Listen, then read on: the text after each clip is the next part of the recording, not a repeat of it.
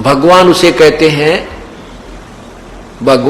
कहते हैं जो हमें यहां पर सभी पदार्थ उपलब्ध करवावे, खाने के पीने की सारी व्यवस्था, ओढ़न पहरन की, गर्मी सर्दी से बचाए उसको भगवान कहते हैं जो हमें सभी सुविधाएं प्रदान करे और दुख ना दे, किसी प्रकार की भी पीड़ा हमें नहीं दे, उसे भगवान कहते हैं, वो परमात्मा कहलाता है।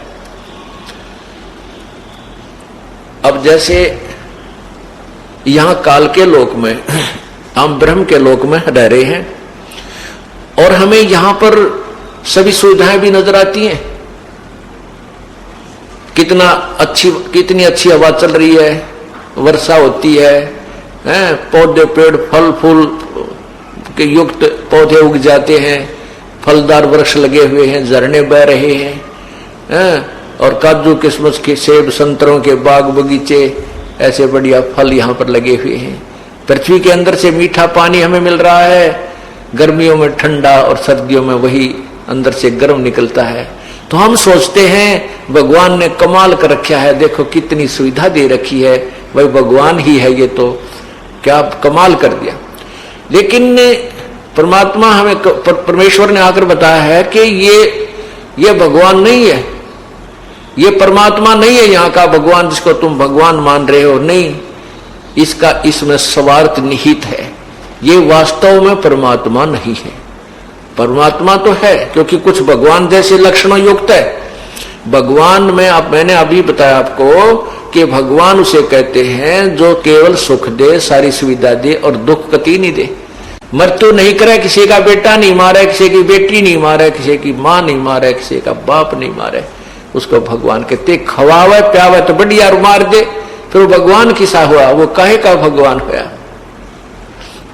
इसीलिए इस पवित्र गीता जी के अध्याय नंबर 15 के मंत्र 17 में कहा है कि वो परमात्मा जिसे भगवान कह सकते हैं वो तो इन दोनों न्यारा है, उत्तम पुरुष है तो अन्य, वो इन दोनों से भी न्यारा परमात्मा इति उदाहरते, उसी को भगवान कह सकते हैं, वास्तव में वो परमात्मा है।